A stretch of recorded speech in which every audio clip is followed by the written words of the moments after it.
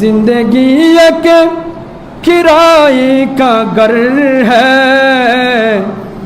एक ना एक दिन बदलना पड़ेगा।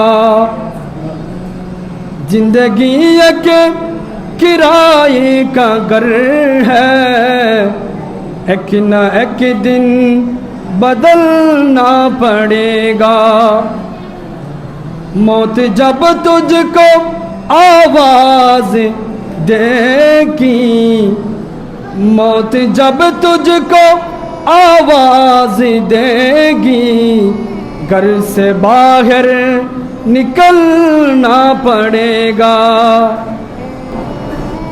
রিজিকের তালাশে মানুষ ঘর থেকে বের হয়, সকাল সন্ধ্যা কাজকর্ম করে রিজিক নিয়ে ঘরের পরিবার চালায়। 2 নম্বর হচ্ছে মৌত। এই মৃত্যু কখনো মানুষকে ছাড়বে না। জন্ম যেহেতু হয়েছে, মৃত্যু অবশ্যই হবে।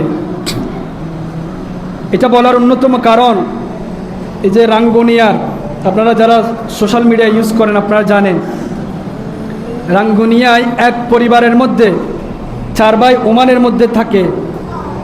ওই কিছুদিন আগে ওই 4 ভাই একসাথে ইন্তেকাল করেছে। কিভাবে ইন্তেকাল করেছেন? একদম টকবড়ে যুবক, বাড়িতে আসবে কিছুদিন পরে, কেনাকাটা করার জন্য গেছে মার্কেটে।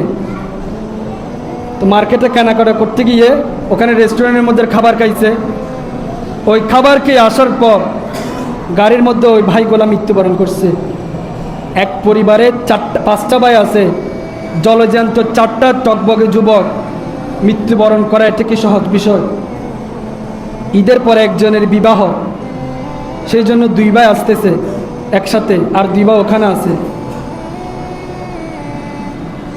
সেই জন্য শায়ের একটা খুব সুন্দর করে কথা বলে, জিন্দেগি এক किराए का घर है, एक ना एक दिन बदलना पड़ेगा। जिंदगी एक किराए का घर है, एक ना एक दिन बदलना पड़ेगा।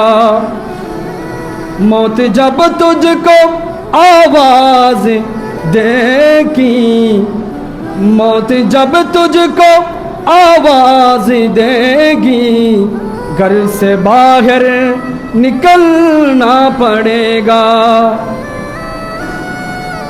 যখন মওত আপনাকে আওয়াজ দিবে তখন আপনি ঘরের মধ্যে থাকতে পারবেন না। ইযা জা আজলুহুম লা ইস্তাখিরুনা সাআতান ওয়া লা ইস্তাকদিমুন।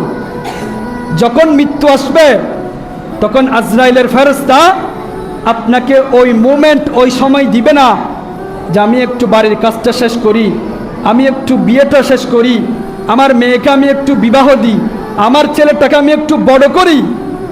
ওই সময় আপনাকে দিবে না। মৌতে জব তুঝকো আওয়াজ দেগি, মৃত্যু যখন আপনাকে আওয়াজ দিবে, মৃত্যুর ফেরেশতা যখন আপনাকে আওয়াজ দিবে, ওই ফেরেশতা আজরাইল তখন দেখবেন আপনার বয়স কত। আজরাইল চিন্তা করবে না আপনি যুবক, আপনার এখনো বিয়ের সময় বাকি আছে, স্টাডি করে চাকরি বাকরি করার সময় বাকি আছে। সেই জন্য যখনই মওত আসবে তখনই আমাদেরকে কবরস্থানে আসল মঞ্জিলে, সেই জন্য আমাদের ওই আসল মঞ্জিল হচ্ছে কবর। ওই মঞ্জিলের জন্য সবাইকে প্রস্তুত থাকতে হবে। আমি আপনি সবাই একই রাস্তার পথি। আপনি যদি মনে করেন ডাক্তার আমাকে, আমি চেক আপ করি প্রতি মাসে মাসে, আমাকে ডাক্তার বলেছে আমার ব্লাড প্রেশার ঠিক আছে, আমার লিভার ঠিক আছে, আমার কিডনি ঠিক আছে, ফুসফুস ঠিক আছে, বডি স্ট্রাকচার সব ঠিক, ওই ছেলেগুলোর সব ঠিক ছিল, কিন্তু যখন মৃত্যু ফেরেশতা যখন আওয়াজ দিয়েছে তখন চলে যেতে হয়েছে। সেই জন্য এই মৃত্যু নিয়ে আমাদেরকে চিন্তা করা দরকার।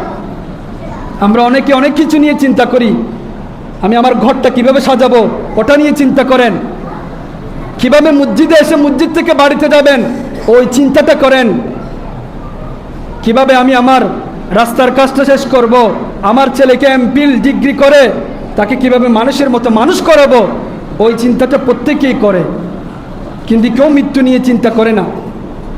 কিন্তু বাস্তব সত্য কথা, এই মৃত্যুর পথে আমাদের প্রত্যেককে যেতে হবে।